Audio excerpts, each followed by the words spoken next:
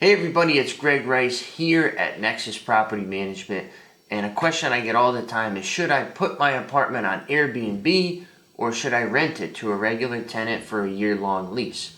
And I am a strong advocate of long-term tenants. Okay, they offer you stability, security, you know who they are, you have more control, there's no riffraff, less riffraff that is, and it's just a much more manageable and efficient experience. Now, when you post on Airbnb, you're going to make more money, however. So that's one of the positives. You can get 200 bucks, 300 bucks, 400 bucks a night, depending on what your property is. And if you rent it just a third of the month, say 10 days, there's 2, 3, or 4,000 bucks compared to $1,250, $1,500 that you would get for a regular leasehold tenant. Now I'm going to share a story with you because I went through it. I know it. It's here right across the street. It's 2628 Summer Street. It's a property that I owned. I renovated it. I had the zoning changed on it. I turned it into high-end luxury lofts here in downtown Pawtucket. And I kept them all as long-term tenants. So the rents were about $1,200 to $1,400 depending on which apartment you were in. Now, as soon as I sold this property, the owner had to deal with a vacancy. Okay, tenant left a few days after the property was sold. So what happened was this owner said, you know what? This is a downtown area. This is a beautiful loft apartment. Why don't I put it on Airbnb? I'll make more money, right? So she did so, and what happened was it turned into a total nightmare. Okay, we know we're right across the street. The police were called multiple times.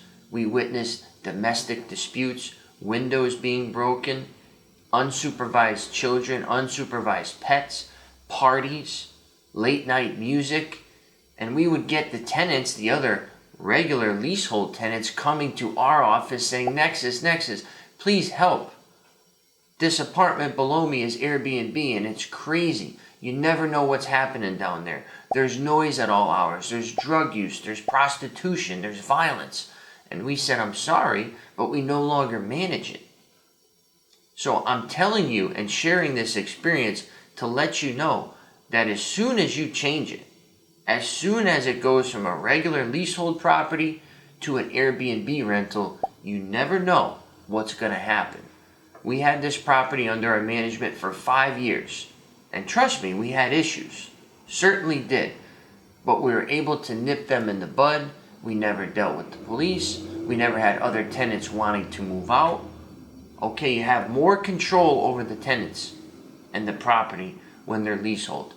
When you go Airbnb, you never even know if the person on that profile is exactly that person. They could be sharing their friend's app. And that happened. Okay, one of the tenants or renters, if you want to call it, on Airbnb paid the owner, rented X amount of days, and then in turn took their own photos and reposted it again on Airbnb on their profile and rented it to somebody else. So they were making money on the spread. You never know, is my point. And that could happen also with the tenant apartments, the regular leaseholds. But like I said, much more control, much more manageable.